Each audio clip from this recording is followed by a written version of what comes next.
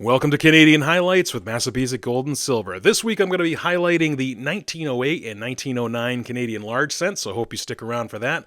I am Dean with Massabesic Gold and Silver. Thank you so much for stopping in and checking out my channel. Out of all the channels on YouTube, you decided to see what I had to offer, which makes me very, very happy, and I hope you put lots in the comments letting me know what you think of this video and other videos I have produced.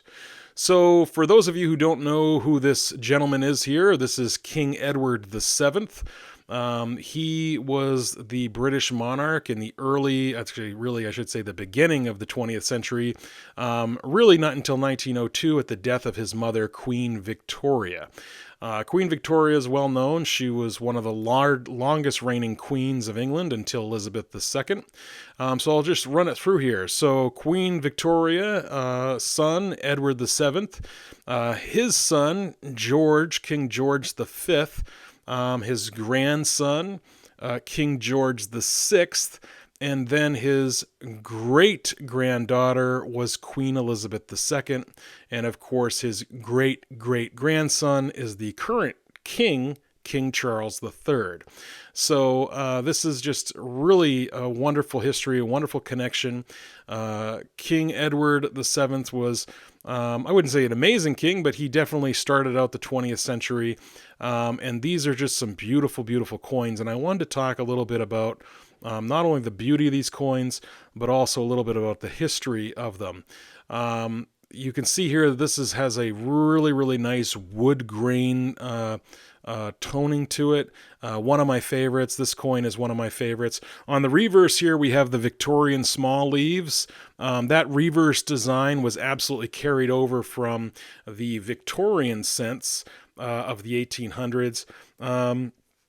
Obviously, the Queen Victoria issue of the Canadian large cents ran from 1858 on to 1901. Then in 1902, the London Mint started to produce the new coins for Edward VII for Canada. But I wanted to talk briefly about the crown here. This is kind of interesting, at least to me. In 1902, Edward VII commissioned a new design for his crown. A new imperial crown or Tudor crown, which Edward helped design, was in use until 1952 when Queen Elizabeth had her coronation. This crown of Edward's actually became known as the King's Crown, and the finial on the crown is actually a stylized gold Maltese cross, which is in keeping with the Art Nouveau period in which it was designed. Now, you might have wanted to know or might have heard me say that these coins were produced at the London Mint. Well, that is because all coins for Canada was actually minted in other mints, predominantly in the Royal Mint of London, right up until 1908. Now, there was another mint that also did a lot of minting, and that was the Mint Birmingham Limited, which is also in England, and there'd actually be an H underneath the date to show that that's where that was minted. For the King Edward VII series, there was only one minted at the Birmingham Mint, and that was the 1907, and you'd see a big H under the 9 and the 0 of 1907 or 07. Let's look at the grade real fast here before we keep talking about mints.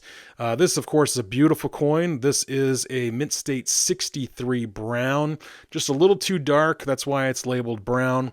But let's talk about the Ottawa Mint. I say Ottawa Mint because it was actually the London Mint or the Royal Mint's location in Ottawa, or the Ottawa Branch. And actually in 1907, they started to bring in all of the equipment so that they would be ready in 1908 to start minting coins. Even though the Ottawa branch opened, which would later become the Royal Canadian Mint, in 1908, there was only a few coins that was actually being minted there, one of them being the Canadian large cent that we have here. This 1908 was minted, one of the first coins in the Ottawa branch of the London Mint or Royal Mint. And of course, this, like I said, later became known as the Royal Canadian Mint. What's really fascinating is that continuing coinage, or I should say, the different denominations. Some were still produced in Ottawa, some were still produced at the Royal Mint, and some actually were produced in other mints like the Paris Mint in France, and even some coins, Canadian coins, were produced in Philadelphia in the United States, which is kind of fun when you start getting into it. Check out this nice die crack here. I really like this on these large cents. I love to see those die cracks. It's really, really cool. Both the obverse and reverse design was by George W. Desaules. I never say his name right. Desaules. I think that's how it is. Desaulles. And I think it's very similar to Queen Victoria's design, except obviously the portrait of the king, he's looking to the right side of the coin, and her obverse, or her profile, was looking to the left side of the coin.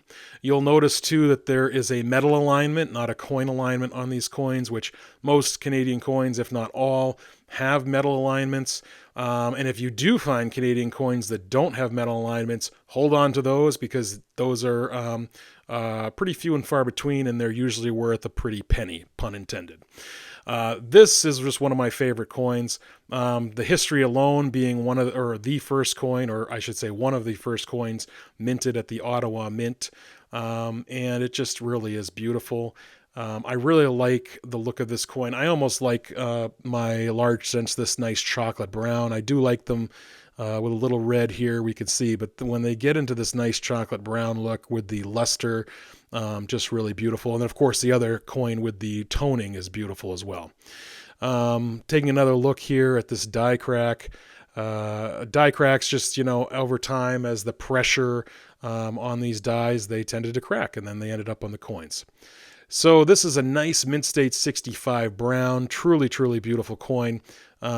Really, both these coins are some of my favorite to own, and it's just really great. But let's talk grading. So when you want to grade these coins, you really want to pay attention to the jewels in the crown, his beard, and the jewels on the high points here of his chest. So why do I say that? When you see lower grades, that's where the wear will take place. So lots of times you'll see coins that have been cleaned, and they'll say that they're uncirculated when they're not. So you want to check those high points, especially by his ear, along the crown, and the jewels. Right here, these jewels, these round ones here, that's where it all starts to wear first. So if you don't see any definition of the jewels there, then you know that the coin is going to be about uncirculated or lower in grade. Because you can see here that these coins were struck really, really nice. There's really, really no weak strikes with these that I'm aware of.